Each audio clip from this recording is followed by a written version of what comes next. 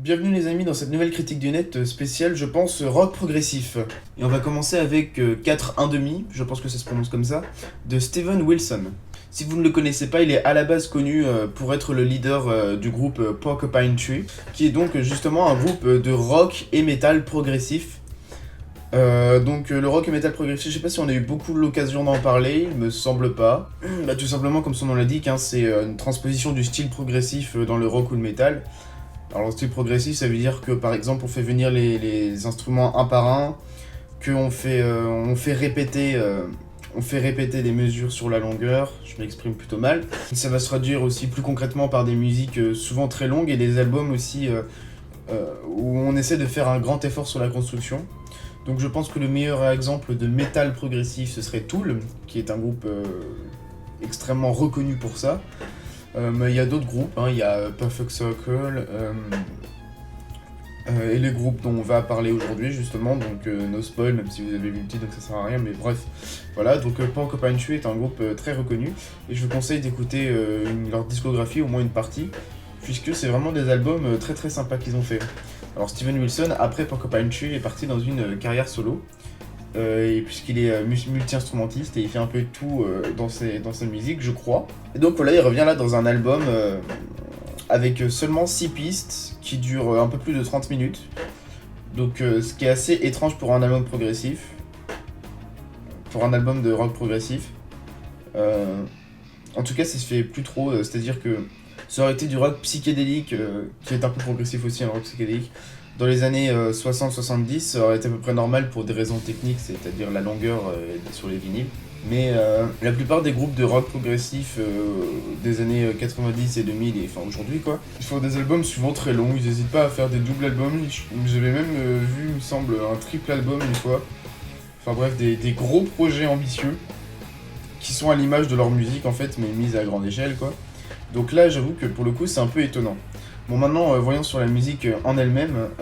Alors, sans être original, on sent quand même une grande maîtrise. On a ici un style progressif avec un peu des influences de musique classique, comme il peut y en avoir dans certains styles de rock progressif, c'est-à-dire qu'on a des émotions qui changent en plein milieu d'une musique, et on a pas mal de variations avec toujours des retours à un certain thème. On a pas mal d'influences psychédéliques et planantes, parce qu'en fait, justement, si on devait résumer tout l'album avec une simple émotion, ce serait plutôt planant en fait.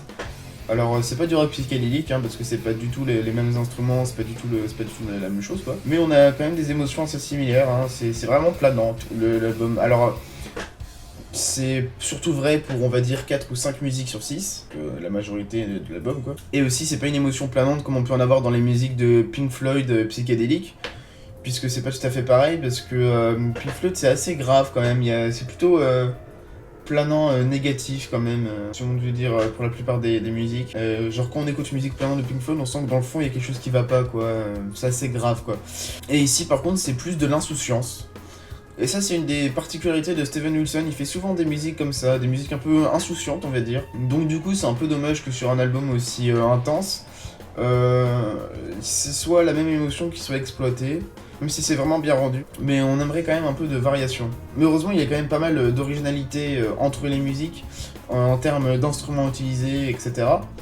De structure, puisqu'on a par exemple Vermilion Core, qui est pour moi la musique la plus intéressante de l'album, puisqu'elle laisse une grande place au synthé, ce que les autres musiques ne font pas, ce qui apporte un peu de changement par rapport aux autres. Et c'est aussi d'un autre côté la plus puissante au niveau des guitares électriques, là où les autres étaient beaucoup plus douces, là on a quand même une certaine puissance et un mélange avec du synthé. On a aussi pas mal d'influences, comme par exemple du jazz dans la musique Don't Hate Me, mais ce que je préfère dans la musique Don't Hate Me c'est la ligne de basse, qui est absolument géniale, qui est un peu complètement folle. Je vous laisse écouter cette musique pour entendre cette ligne de basse parce que c'est l'intérêt principal de la musique pour moi. Voilà, bon après l'album se termine de manière un peu lambda, etc. Voilà. Donc au final, ce qu'on pourrait dire de cet album, c'est que c'est de la très bonne musique de chambre moderne. Musique de chambre, c'est le nom qu'on donnait à l'ambient dans la musique classique en fait. Enfin l'équivalent de l'ambient, je veux dire pour l'époque. La musique de chambre, enfin tout est un peu dans le nom, vous voyez l'idée, c'est de la musique de fond. Ce qui veut pas dire que c'est de la sous-musique ou quoi que ce soit. Donc on pourrait qualifier cet album en fait finalement de rock d'ambiance. C'est beaucoup plus complexe par contre qu'un simple album générique, faut pas croire ça donc quand je dis rock d'ambiance, hein, qui est un terme qui n'existe pas. Hein. Disons que c'est un album, un court album d'une demi-heure qu'on pourrait presque dire que ce n'est pas un vrai album de Steven Wilson, qui va vous faire oublier vos soucis pendant, pendant la durée de l'album quoi. Mais en revanche, ce n'est pas un album marquant, mais ça reste quand même un bon album, hein, voilà. Donc en fait, les plus grands défauts qu'on pourrait lui dire, c'est qu'il manque de personnalité propre, ce qui fait qu'on se rappellera pas de cet album. Mais donc voilà, il reste très sympa, et je vous renvoie à d'autres albums de Steven Wilson et de Porcupine Tree.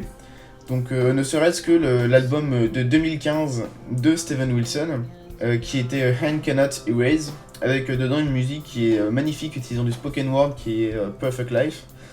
Donc là, il y a tout dedans, il y a le côté, une grande émotion et l'insouciance, justement, qu'il y a dans le style de Steven Wilson. Et c'est la plus représentative de ça, et j'adore cette musique. Et puis après, il y a Porcupine Tree pour des sons plus vieux et qui sont très très bien. Donc voilà, donc je pense que on était en droit, en fait, d'attendre un album plus ambitieux de la part de Steven Wilson, puisqu'il peut se le permettre, et que c'est du rock progressif. On pouvait par exemple même demander... un double album, hein, pourquoi pas. Parce que là, il n'y a que un an avec l'album d'avant, enfin bref. On n'était pas obligé d'avoir un album cette année-là, et on pouvait attendre pour avoir quelque chose de plus ambitieux, de plus marquant. Donc en parlant de double album et de projets ambitieux, eh bien nous allons maintenant parler de Dream Theater. Donc Dream Theater, hein, pour le dire bien en français. Eh bien c'est un groupe de métal progressif. Peut-être un des plus grands noms, je dirais même un des plus grands noms du métal progressif. Certains le mettraient même au-dessus de Tool, bon peut-être pas, mais en tout cas c'est un très grand groupe de métal progressif donc. Alors je sais pas par où commencer puisqu'ils ont fait leur nouvel album là, Astonishing, ou The Astonishing, je ne sais plus trop. Alors cet album, c'est leur 13e album, et oui quand même, hein. Il s'agit donc d'un double album qui fait un peu plus de 2 heures. Et c'est un opéra rock. Alors un opéra rock, je pense que pas mal d'entre vous savent ce que c'est, mais on va quand même rappeler.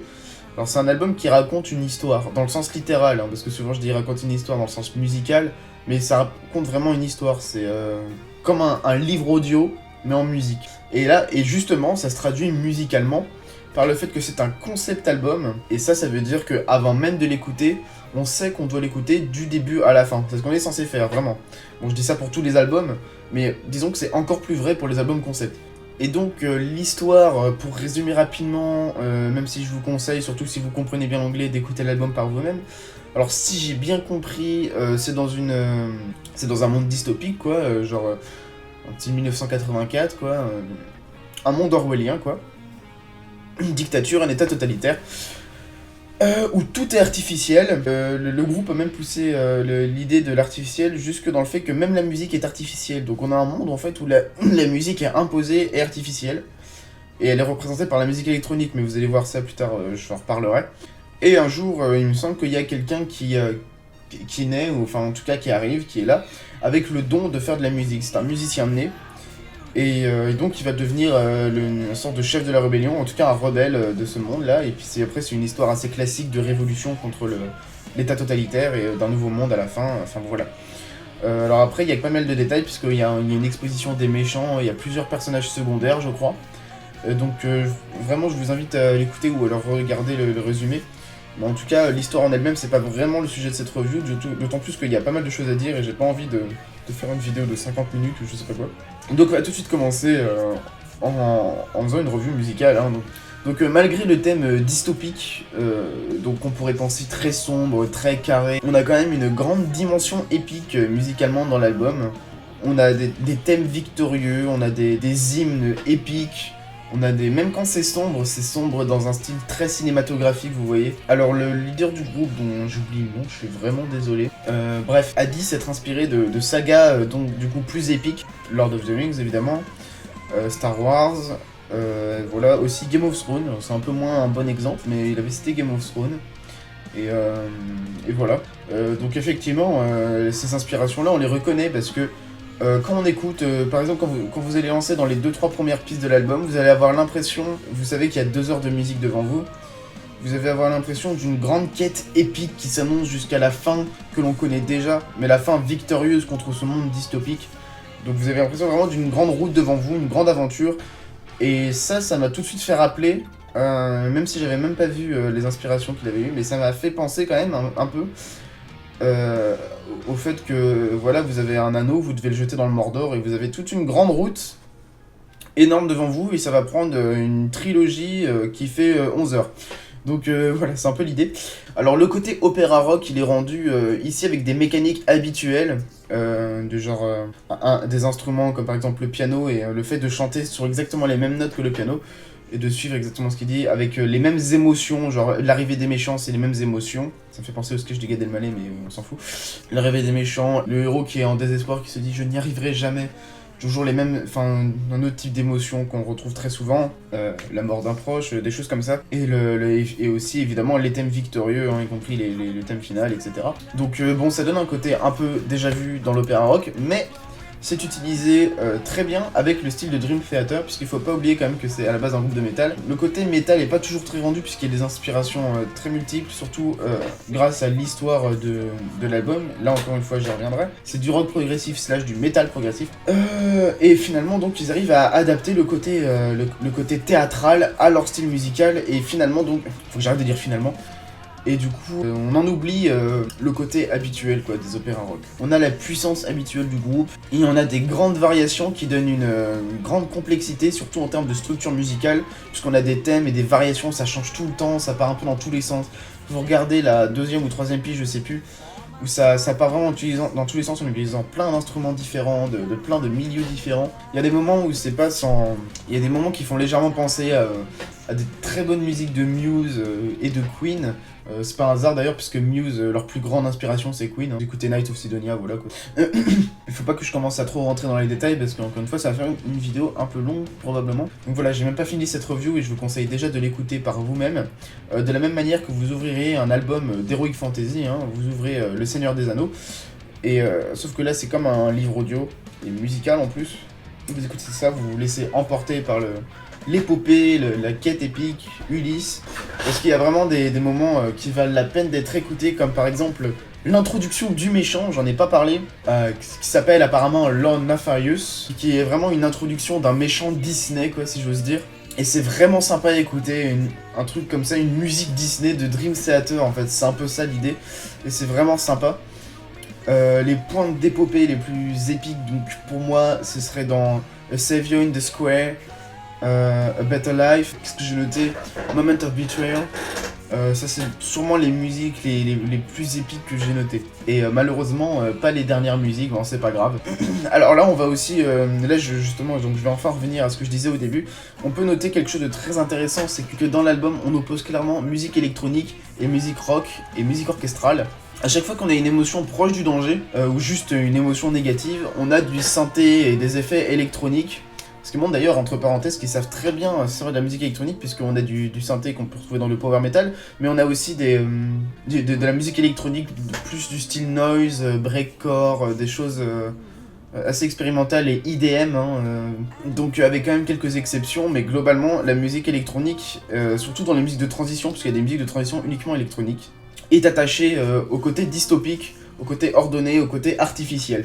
Alors même si la morale de la chose est un peu douteuse et m'échappe un peu, parce que bon, pourquoi électro et rock seraient incompatibles? Il suffit de voir le Know Your Deutsche Heart, le métal industriel, etc. Il y a d'innombrables exemples que la musique électronique est fusionnable avec à peu près tous les autres grands genres musicaux. Enfin tous les genres musicaux, même si c'est même pas à peu près. Mais en même temps, je sais pas si c'est vraiment ce qu'ils pensent, mais je pense pas trop, je pense qu'ils sont assez ouverts d'esprit là-dessus. Dans le rendu final, en fait, ça rend très très bien, parce que justement, on associe une image à un son, et c'est un des objectifs qui est difficile à accomplir dans un opéra rock, dans un album concept comme ça. Ça permet c'est comme ça qu'on raconte une histoire, il faut associer des sons à des images. Et c'est très très bien rendu. On a tout le spectacle dans notre tête, quoi, alors que c'est juste des sons, et ça c'est vraiment génial, quoi. Ça donne des repères, et c'est super. Donc du coup, c'est pour la musique orchestrale, à l'inverse, elle est associée aux gentils, à la rébellion, au côté épique, à la guerre, mais à la bonne guerre, à la révolution, quoi, tout simplement. C'est l'image qu'on a à la révolution épique, parce que je rappelle que l'album, globalement, n'est pas assez sombre, ou n'est pas sans espoir, hein. C'est vraiment un truc épique. Et du coup, voilà. Et entre les deux, on a le rock et le métal, les bonnes grosses grattes, quoi, qui vont toujours être un relais hein, entre l'orchestre et la musique électronique.